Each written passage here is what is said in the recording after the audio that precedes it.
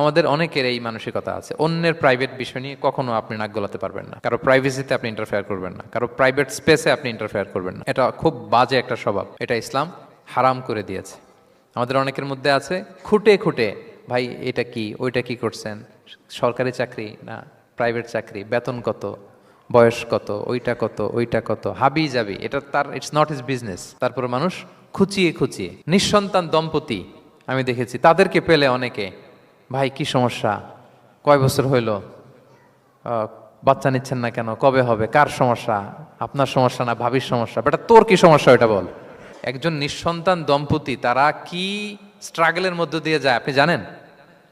এটা তার জন্য পরীক্ষা। ওই পরীক্ষার মধ্যে আপনি খুঁচিয়ে খুঁচিয়ে, মানে সে kind of his a gynaecologist, treatment দিচ্ছে, ভাই কি হয়েছে এইটা ওইটা, তাদেরকে বিব্রত করে একটা পরিস্থিতিতে ফেলা, এম্বারাসিং একটা সিচুয়েশনে ফেলা, এটা হারাম। এই ম্যানারগুলো ইসলাম আমাদেরকে ধরে ধরে শেখায় যে এটা তোমার বিজনেস না, তুমি খুঁচিয়ে খুঁচিয়ে মানুষের ব্যক্তিগত বিষয় যেটাতে সে বিব্রত বোধ করে, এগুলো তুমি জিজ্ঞেস করতে পারো না।